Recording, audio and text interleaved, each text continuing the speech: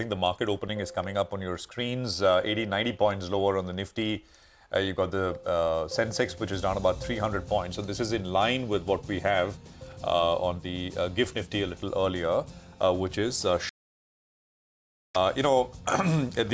Bank Nifty will also come up on your screen. Bank Nifty is down about 0.2%. And we'll just look at the mid and small cap part of the market. It's a flat start. Small cap index is down about 0.13. Cap index, which is starting about, it's down a little bit more. About as the mid cap index is concerned. We'll just look at moving around. So the top loser is TCS, which is down 3%. Largest loser in the Nifty is down about 1.25%, and there is BPCL, which is number 3. Oil prices have risen and a third of a percent, and 1.25% down. And then there is Coal India.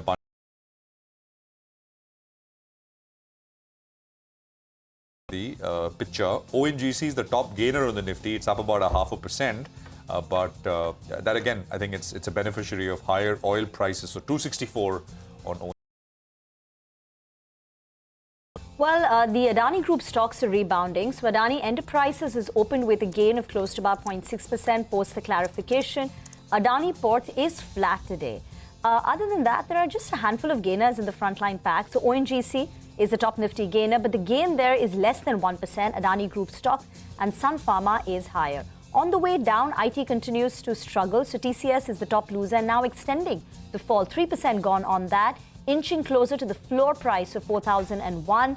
The other IT group stocks like Infi down 0.6%, Wipro's down 1.5%. Keep a eye on HDFC Bank. So yesterday the news was out that Poonawalla Fincorp has hired HDFC Bank's mortgage head Arvind Kapil, who will be joining Poonawalla Fincorp as the MD and CEO. So Macquarie says, is there a key management personnel risk, KMP risk? Because currently, Arvind Kapil heads the mortgage business of HDFC. He manages a book size, which is about 30% of the total loan portfolio. And prior to that, he headed the retail assets segment for the bank. So just watch for the attrition. HDFC Bank is not reacting too much, down close to about 0.2%. But, that's a stock you should keep on your radar. While Poonawalla Fincorp, the news was out yesterday, but that's higher by close to about, 2% in trade.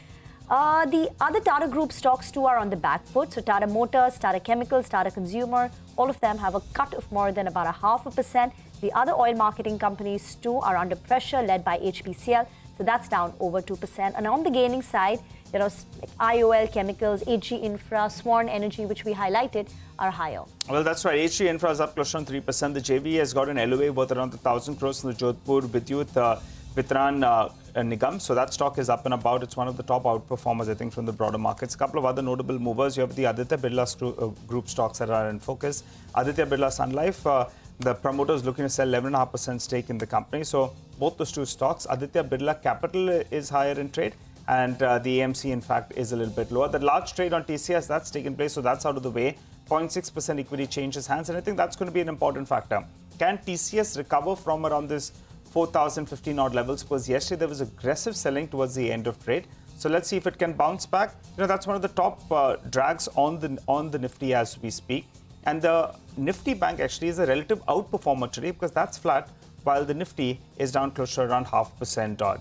A few more notable movers in today's trade. You had IOL Chemicals. Let's see whether or not that stock is reacting. The Brazilian health regulator has issued no observations for the 10 API units in Punjab. So that stock's up close to around 3.5%. And Dishman as well, the Brazilian regulator, has issued no observation for the ARMS Shanghai unit. All in all, the markets have opened up a little on the back foot. The Nifty down 100 points, but that's because of TCS. If TCS can do a U-turn, we can see a bit of a fight back as we speak. And the Nifty Bank down now only around 40 points. Prashant. The 1,000 stocks are higher and about 900 stocks are lower at this point in time.